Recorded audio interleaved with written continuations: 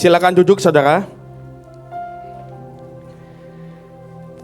Ya, mungkin saudara kaget loh. Hari ini jadwalnya Ibu Nani.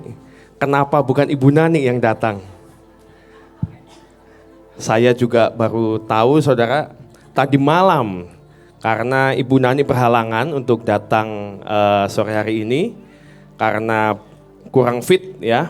Jadi tadi malam tiba-tiba dengan Sofi ngomong, ini jadi siapa yang gantiin gitu. Saya ini harusnya gak ada tugas saudara hari ini. Tiba-tiba ditunjuk, ya kamu yang belum ada tugas. Kamu menggantikan saya. Oh puji Tuhan. Kita harus siap selalu, amin saudara. Saya percaya tidak pernah ada satupun yang kebetulan saudara. Amin. Ya, saudara hari ini kita mau sama-sama belajar. Saya juga mau belajar apa tentang penyembah. Worshipper, betul? Tema hari ini worshiper saudara, betul? Ya saudara. Penyembahan itu apa sih sebenarnya? Saya percaya saudara di tempat ini adalah saudara yang mungkin sudah sejak lahir mungkin bisa menyanyikan lagu-lagu penyembahan. Saudara mungkin ada di tempat ini, saya sudah puluhan tahun kak. Atau mungkin ada yang ngomong, oh saya baru lahir baru minggu kemarin. Tapi saya percaya setiap kita sudah sangat mengetahui apa yang namanya lagu penyembahan. Tapi di sini, hari ini, saya mau kita belajar bukan hanya tentang lagu penyembahan. Yang kita mau pelajari hari ini adalah true worshiper. Saudara, kita lihat di slide, yang namanya penyembahan itu bukan sebuah panggung. Penyembahan adalah momen pribadi dan urusan pribadi, saudara. Saat saudara di tempat ini, saudara menyembah, muji Tuhan seperti tadi saudara. I sing praises to your name. Saudara menyembah. Tapi itu bukan momen penyembahan pribadi saudara. Itu adalah penyembahan korporat saudara. Nah, yang Tuhan pengen hari ini kita belajar, apakah kita ini secara pribadi kita sudah mempunyai yang namanya penyembahan yang berkenan di hadapan Tuhan. Saudara, ada definisi apa arti penyembahan.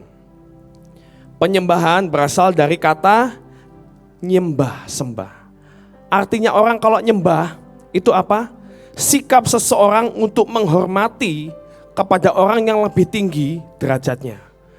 Seorang anak kecil saat datang ke orang tua, biasanya dia akan, kalau budaya Jawa ya saudara ya, mau datang ke orang tuanya aja gak bisa seenaknya salaman gini. Gak bisa. Biasanya seorang anak kecil akan menundukkan dirinya. Selamat siang misalnya. Atau salam saudara, salam bapakku. Atau salam ibu, atau salam eyangku. Itu artinya apa? Menyembah, memberikan penghormatan kepada orang yang dikagumi. Kalau kita sama teman, masa Pak, coba Pak. Ini sahabat saya. Pak siapa Pak? Pak Daniel. Masa saya, Pak Daniel. Maaf, saya mau tanya Bapak sudah makan atau belum? Enggak mungkin saudara. Karena apa? Sahabat, teman. Silakan duduk Pak, terima kasih. Tapi penghormatan, kita melakukan sesuatu untuk orang yang kita hormati. Orang yang lebih tinggi. Nah saudara tahu nggak? Tuhan kita itu Tuhan yang ajaib. Tapi saya mau tanya, ada satu hal yang tidak bisa dilakukan oleh Tuhan kita. Kita sering nyanyi kan, Tuhanku sanggup melakukan segala sesuatu. Tapi ternyata ada satu yang tidak bisa dilakukan. Apa saudara? Menyembah dirinya sendiri. Karena apa? Karena dia adalah pribadi yang termulia. Pribadi yang tertinggi. Dia gak bisa menyembah dirinya sendiri. Makanya Tuhan perlu kita. Katakan, kamu, Tuhan mencari kamu. Tuhan mencari penyembah-penyembah. Itu berita baiknya saudara. Saudara diperlukan Tuhan untuk apa? Diciptakan untuk apa? Menyembah. Saudara, kita dari Sion pernah istri saya membuat sebuah lagu, kalau saudara masih ingat. Ku ada untuk menyembah. Lagu ini tercipta dengan adanya definisi penyembahan ini, saudara. Ku ada untuk menyembah. Ku ada untuk mengagumimu. Itu, saudara. Tujuan kita diciptakan bukan untuk memenuhi akan dunia ini, tapi untuk menyembah Tuhan. Itu definisi penyembahan, saudara. Saudara, penyembahan itu ciri-ciri penyembahannya, saudara. Kalau menurut saudara, lagu penyembahan itu lagu apa sih? Lagu yang seperti apa yang saudara definisikan lagu penyembahan? Lagu yang dengan tempo lambat, yang biasanya dinyanyikan di awal ibadah. Biasanya kita membangun hadirat Tuhan dengan lagu penyembahan, lagu tempo lambat. Apakah itu? Bukan. Saya mau tanya sekali. Lagu praise, saudara tahu? Lagu praise dengan beat yang cepat. Apakah itu termasuk lagu penyembahan? Iya. Kalau lagunya mengagungkan nama Tuhan. Selama lagu dengan misalnya lagu praise, tapi tidak ada lagu yang menyembah Tuhan, itu bukan lagu penyembahan. Tapi kalau lagunya, ku kagum hormat akan Engkau, kagum akan Tuhan, itu lagu penyembahan. Lagu praise apa coba ya? Coba lagu praise apa? Ku kan terbang. Ku kan terbang, penyembahan bukan? Hah? Coba dinyanyikan coba. Coba kita sama-sama belajar. Saya juga ini langsung saudara ya. Saya juga pengen tahu. Ku kan terbang lagu penyembahan atau bukan? Ku kan terbang tinggi di awan bersamamu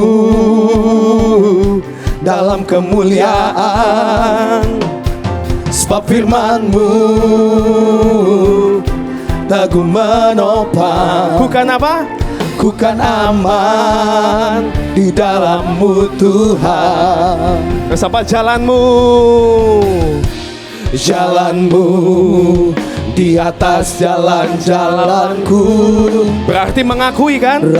Rancangan Tuhan, rancanganku. Firman-Mu, firman-Mu sungguh telah membebaskanku, berjalan lebih tinggi, berjalan bersamamu. Ya saudara, berarti ada kata-kata yang mengakui, oh Tuhan jalanmu lebih tinggi, rancanganmu lebih tinggi. Berarti lagu penyembahan bukan? Lagu penyembahan itu saudara. Bukan kalau lagu penyembahan adalah apa definisinya? Lagu dengan tempo lambat yang bikin kita nangis. Bukan. Lagu praise pun lagu penyembahan selama itu meninggikan Tuhan. Ciri-ciri penyembahan. Ciri-ciri penyembahan panggung. Nih ya saudara, kita kan sering mendapat pelajaran tentang mezbah dan panggung. Ini yang membedakan penyembah dan penyanyi, saudara. Mezbah itu apa? Ciri-ciri penyembahan panggung dulu. Panggung itu apa? Panggung selalu mencari penilaian manusia. Ya, dilihat, waduh suaranya jelek, waduh musiknya nggak bagus, atau wow suaranya ajaib sekali. Mencari penilaian manusia. Aku tadi nyanyi, orang pada histeris nggak ya sama saya ya? Saya tadi nyanyi, waktu saya menyanyikan lagu penyembahan, ada yang nangis gak? Ada yang termanifestasi, ada yang geledak apa enggak? Ada yang jatuh atau enggak? Bukan itu saudara. Kalau saudara mencari, saudara sebagai seorang worship leader, dan saudara melihat ke jemaat yang hadir, dan saudara mencari, waduh ini naik gak ya? Tadi saya nyanyikan lagu penyembahan, semuanya bisa menikmati enggak? Atau oh semuanya dijamah Tuhan atau enggak? Itu berarti kalian sedang mencari penilaian manusia. Itu namanya panggung. Yang kedua, fokus hanya pada teknis suara dan gaya menyanyi dalam menyanyikan lagu penyembahan. Gak salah sih saudara. Musik harus bagus, aransemen harus bagus, kita nyanyi juga harus bagus. Tapi fokusnya sekali lagi bukan di situ. Kalau kalian latihan boleh saudara. Tapi saat kalian melayani Tuhan, ini adalah mesbah. Jangan fokusnya, tuh kan musik misalnya nih ya saudara ya. Salah lagu. Tandanya misalnya ya, tadinya harusnya habis habis bait saya mau naik lagi gitu. Pemusiknya nggak ngeliat gitu, ada tanda naik. Padahal waktu latihan tidak ada tanda naik itu, naik nada. Nah, waktu pemusik nggak lihat karena lagi menikmati Tuhan mungkin ya, menikmati hadirat Tuhan, nyembah, nggak lihat itu. Worship leader bilang, gimana sih kalian? Gini.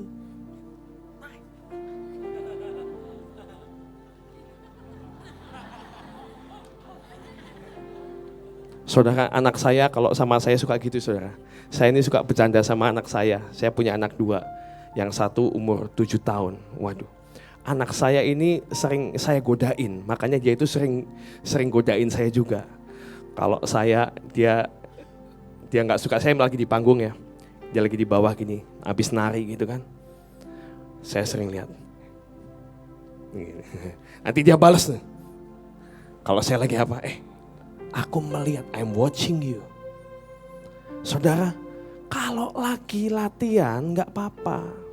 Tapi kalau sudah dalam penyembahan, saudara dalam pelayanan, melayani Tuhan, fokusnya ya udah. Kalau sampai ada yang nggak ngelihat tanda, ya udah biarin aja sih. Nyanyi aja nyanyi, fokusnya tetap nyembah Tuhan. Bener gak? Nah saudara, saya pengen setiap penyembah-penyembah, setiap pelayan panggung, perhatikan ini. Kalau kalian sudah melayani Tuhan, bebaskan roh. Ya, jangan peduli lagi dengan aransemen, oke aransemen iya. Tapi kalau sampai tidak terjadi pun sesuai harapan atau latihan, let it go. Ya, biarin aja. Yang ketiga, yang namanya panggung itu membuat kepuasan daging. Kalau ditepukin tangan dan dipuji, merasa bangga dan senang. Ini yang banyak sekali membuat worshiper jatuh. Saat dia tidak menerima penghargaan, wow, kamu tadi bagus pelayanannya. Langsung kepalanya, pakai helmnya nggak muat, lupa. Waduh, pakai helm, kenapa nggak muat? Ya itu, kegedean kepala. Ya, beda dengan panggung. Yang namanya beda dengan mesbah. Paling gampang, ciri-ciri panggung adalah apa? Menuntut. Ya, panggung itu senangnya apa? Menuntut. Kamu harus ini, kamu harus itu, kamu harus melayani saya, kamu harus seperti ini. Menuntut.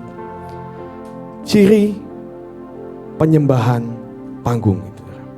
Yang keempat, berusaha mencapai sesempurna mungkin. Yang kelima, melakukan dengan sangat profesional. Yang keenam, ada perasaan hati yang menuntut. Bukan ini yang kita cari. Kita mau menjadi penyembah-penyembah. Biar setiap penyembahan kita, setiap hidup kita, itu adalah mesbah di hadapan Tuhan. Saudara, yang namanya mesbah selalu ada apa saudara? Ada yang diletakkan, ada yang dikorbankan. Mesbah tidak akan pernah ada kalau kita tidak pernah meletakkan. Meletakkan apa sih? Ego kita, meletakkan kedagingan kita, meletakkan apa ya?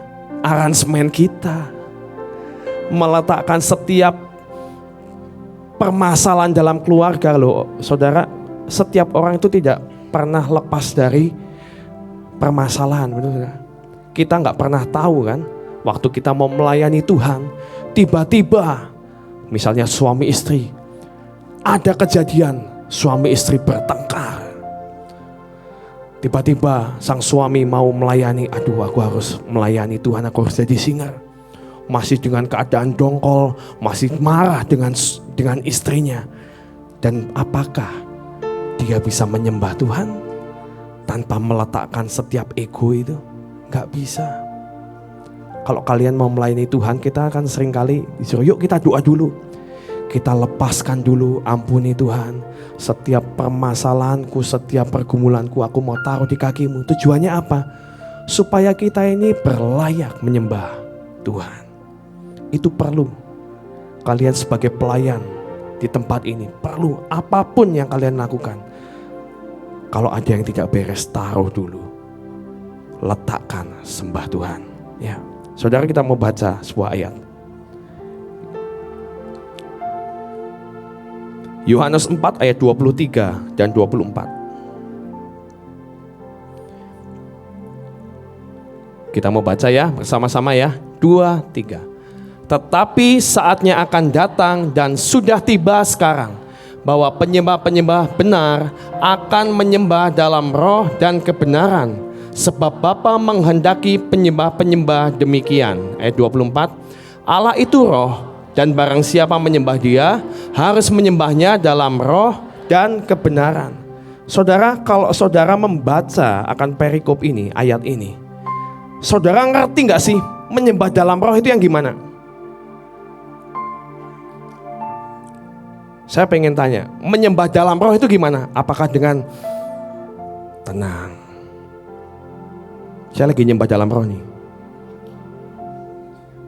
Ngerti gak saudara? Tahu gak saya lagi nyembah dalam roh? Gak ada yang tahu. Bukan seperti itu, karena roh itu kan gak kelihatan saudara. Lah, maksudnya gimana? Barang siapa menyembah harus menyembah dalam roh. Kita ini punya tubuh, jiwa, dan roh. Saat kita menyembah Tuhan, apakah kalau saya ekspresi saya mengagungkan Tuhan, itu gak boleh? Boleh saudara. Tapi apa sih artinya menyembah dalam roh? Saudara, Galatia 5 ayat 17. Saya ini berusaha merenungkan tema ini saudara. Ini saya dapat tema tentang penyembah itu karena pelayanan saya adalah menyembah. Saya berusaha belajar apa sih artinya menyembah dalam roh dan kebenaran. Dikatakan Galatia 5 ayat 17. Sebab keinginan daging berlawanan dengan keinginan roh, dan keinginan roh berlawanan dengan keinginan daging, karena keduanya bertentangan, sehingga kamu setiap kali tidak melakukan apa yang kamu kehendaki. Keinginan roh berlawanan dengan keinginan daging. Jadi saat kita menyembah dalam roh, artinya kita harus menyingkirkan setiap kedagingan kita. Apa sih kedagingan kita? Kita mau baca dalam Galatia 5 ayat 19. Galatia 5 ayat 19. Perbuatan daging telah nyata, yaitu percabulan, kecemaran, hawa nafsu, penyembahan berhala, sihir, perseteruan, perselisihan, iri hati, amarah, kepentingan diri sendiri, percideraan, roh pemecah, kedengkian, kemabukan, pesta pora, dan sebagainya. Saudara, ini adalah perbuatan daging. Saat kita menyembah, kita harus kesampingkan yang namanya kedagingan kita. Kalau kita melayani Tuhan untuk saya ini mau cari jodoh di gereja, saya mau melayani Tuhan, saya pengen pelayanan di panggung, supaya apa?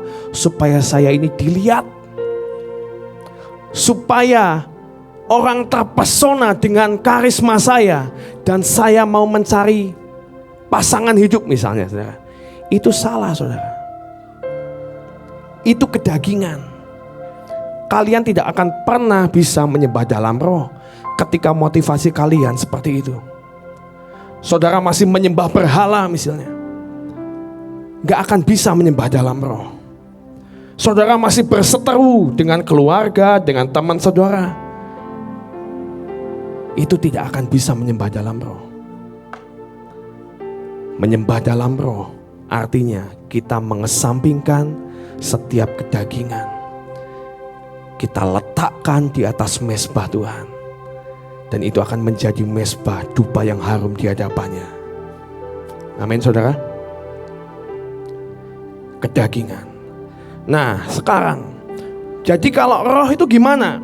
Galatia 5 ayat 22. Galatia 5 ayat 22 tentang buah roh. Tetapi buah roh ialah apa? Kasih, sukacita, damai sejahtera, kesabaran, kemurahan, kebaikan, kesetiaan, kelemah lembutan, penguasaan diri. Tidak ada hukum yang menentang hal itu. Kalau saudara menyembah, saudara harusnya punya kasih, punya sukacita. Buah-buah roh itu muncul, saudara. Misalnya saudara sebagai jemaat, saudara lagi nyembah Tuhan nih, ceritanya nih, saudara lagi ada acara bahtera, tempat duduknya terbatas saudara. Dan saudara mungkin di sini nggak tahu ya, ada nggak ya? Kalau di Sion banyak saudara. Kalau mau ada acara saudara, karena tempatnya tidak mencukupi saudara. Itu yang namanya ibadah waktu yang kemarin ya. Ibadah jam 5 sore. Dari siang udah ada yang ngetek kursi saudara. Udah ada yang ngetek kursi. Waduh, udah banyak kan saudara, udah akhirnya jam 4 sudah mulai penuh. Ada beberapa yang masih kosong, tapi kosongnya karena ada tas-tas yang sudah ditaruh itu saudara. Nah, ada jemaat yang hadir datang saudara. Penyembahan sudah mulai. Penyembahan sudah mulai. Orangnya datang. Lagi nyembah nih saudara. Oh mulianya hadirat-Mu Tuhan. Oh gitu. Oh mulianya. Lagi nyembah. Hadirat-Mu. Tiba-tiba ada jemaat yang gitu. Tempatnya kosong sebelahnya. Pak, kosong ya Pak ya, 2 orang. Emang kosong 2 orang. Tiba-tiba dia, ada yang pakai. Oh mulia. Ini kan 02. Ada yang pakai. Ini sebentar lagi datang. Orangnya datang. Enggak bisa. 2 enggak bisa. Enggak bisa. Hadirat. Saudara, loh nyembahnya ekspresinya bagus enggak? Kalau orang lihat dengan kasat mata, dia anak Tuhan penyembah, bukan? Penyembah. Tapi ada kasih enggak? Berarti bohong, saudara. Berarti tidak menyembah dalam roh, karena masih ada roh dan kedagingan. Ngerti ya saudara ya? Saat engkau menyembah, harusnya ada kasih, sukacita, buah roh, damai sejahtera. Kalau saudara lagi nyembah, tiba-tiba lupa matiin kompor. Ibu-ibu ini sering nih. Tadi ada orang yang nagih utang belum bayar. Listrik udah mau mati, tuh dicetat. Khawatir, nggak damai sejahtera. Itu kedagingan. Saat engkau menyembah, belajar, taruh semuanya, letakkan semuanya, sembah Tuhan. Pasti beda saudara, ya.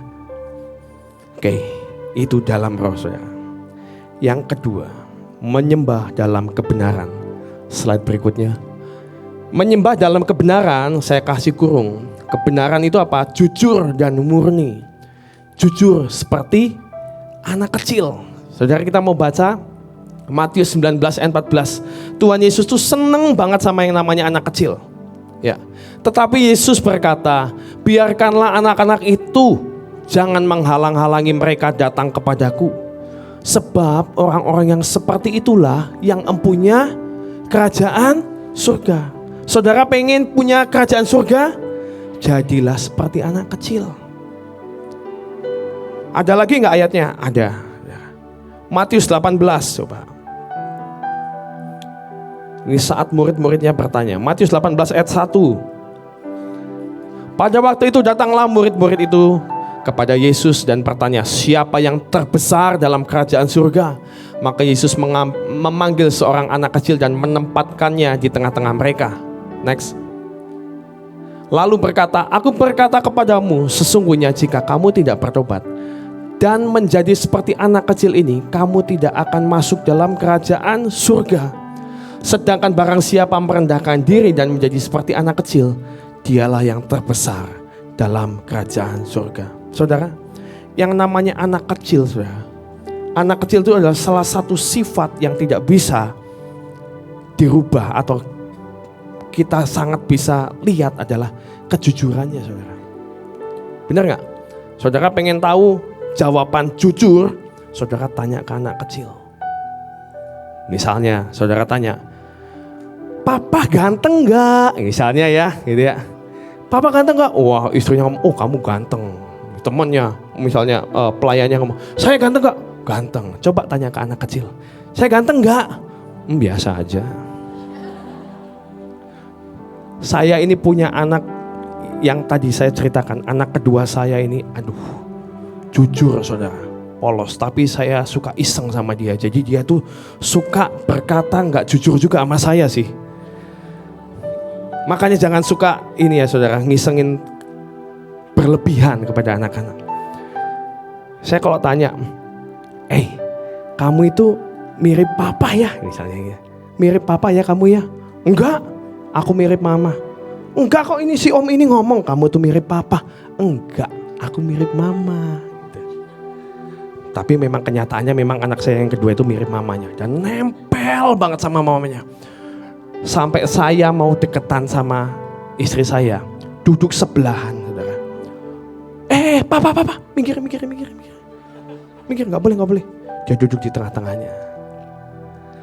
Nah, tapi saya tahu, kamu tahu nggak, papa sayang sama kamu. Sedikit, katanya gitu. Nggak mau jujur saudara, dia tuh kadang tuh saudara. Tapi saudara, kalau kita melakukan semuanya dengan jujur, bahkan saat kita tidak jujur, Tuhan tahu kalau kita itu jujur. Maksudnya gimana? Nggak ngerti. Gini saudara, anak saya ini kalau saya kasih tahu ya, saya tahu anak saya itu cinta banget sama saya juga. Walaupun kalau diomong ditanyain pasti ngomongnya enggak. Gimana caranya tahu? Ya, dia kalau tidur saudara, kalau mau tidur, selalu dia kan sama maunya, ayo baca Alkitab dulu, baca Alkitab. Saya biasanya masih baca Alkitab sendiri saudara. Terus kalau mau tidur, udah kan harusnya kan berdua aja dong, tidur sama mamanya, kekasihnya itu mamanya tuh ya. Udah tidur, ayo tidur, lampu udah dimatiin. Dia pura-pura kadang ngomong, "Pah, sini tidur." Loh, kenapa? Papa belum selesai. Bentar, papa lagi baca Alkitab, sebentar lagi gitu kan. Nanti dia masih ngobrol sama mamanya. Sampai saya udah selesai, saya ke kasur, dia masih tidur sama kita saudara. Saya duduk, nah kamu kok belum tidur? Iya belum, lagi ngobrol sama mama. Tapi kalau udah mau tidur saudara, meluknya saya saudara. Yang dicari tangannya saya. Waduh, so sweet ya. Asik banget. Saya nggak mau, saya ini seneng gitu loh. Punya momen, saya tidak pernah mau melepaskan momen saya ini dengan anak-anak yang masih kecil. Kadang kita ini udah kerja ya, sibuk, capek dan lain sebagainya. Kita kadang nggak memperhatikan, tiba-tiba anak-anak udah gede aja. Waduh sayang saudara, melewatkan momen itu sangat berharga. Saya tahu, walaupun anak saya ngomong sama saya, kamu sayang gak sama papa? Sedikit. Tapi saya tahu hatinya yang terdalam, dia tetap mengasihi saya. Dan itu gak bisa dibohongin saudara. Saudara mau nyembah Tuhan, sampai sujud-sujud, sampai apapun, kalau gak dari hati, Tuhan itu gak bisa dibohongin saudara. Tapi kalau saudara seorang penyembah sejati, saudara seolah-olah marah dengan Tuhan. Seolah-olah Daud berapa kali dia di Mazmur dalam keadaan terjepit. Stres gak? Dalam keadaan stres, keadaan putus asa, dia seolah-olah makin, Tuhan kau tuh di mana sih? Kok gak nolong aku? Ini aku nih, nyawaku nih dalam keadaan terjepit. Kau tuh di mana? Seolah-olah saudara, Daud ini sedang memaki Tuhan. Daud ini sedang tidak puas dengan Tuhan. Tapi Tuhan tahu perkataan akhir Daud tidak mungkin seperti itu. Dia pasti ngomong, sekalipun Tuhan, aku berjalan dalam lembah kekelaman, gadamu dan tongkatmu yang menyertai aku. Itu hebatnya Daud, saudara. Dia marah sama Tuhan, tapi dalam kemarahannya ada cinta yang begitu mendalam, bahwa dia menghormati Tuhan yang berkuasa. Saudara, jujur itu seperti itu. Bahkan di saat dengan ketidakjujuranmu pun, buat Tuhan boleh melihat. Kalau engkau mungkin berkata, aku gak sayang Tuhan. Kamu sayang Tuhan gak? Tanya sedikit, kayak anak saya mungkin. Tapi Tuhan tahu, oh enggak, cintamu gak sesedikit itu. Engkau mau melakukan apapun buat aku. Wow, ini yang dicari.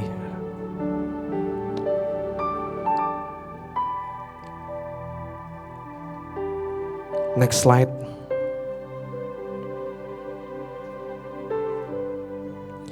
Bapa mencari penyembah-penyembah. Yohanes 4 ayat 23. Dalam terjemahan, kalau nggak salah ini saya ambil di Amplified. Kita mau baca ya sama-sama ya. But a time is coming and is already here, when the true worshipper will worship the Father in spirit, from the heart, the inner self, and in truth. For the Father seeks such people to be His worshipper. Saudara, Bapa itu selalu mencari. Saudara, kalau saudara mencari sesuatu, itu berarti ada yang hilang gak sih? Kalau saudara mencari, artinya apa? Itu barang gak ada, atau barangnya belum ketemu atau langka. Loh, saya saat merenungkan hal ini, Bapa itu kan tinggalnya kan di surga. Benar gak saudara? Di surga menurut saudara ada penyembah-penyembah gak? Loh banyak loh. Malaikat apa kurang bagus nyanyinya? Apa kurang bagus main musiknya? Apa kurang bagus penyembahannya? Kok Bapa masih mencari? Saudara pernah berpikir hal itu gak sih? Bapa selalu mencari. Mencarinya apa? Such people. Bukan angel loh saudara. Yang dicari apa? People. People itu siapa sih? Kita semua.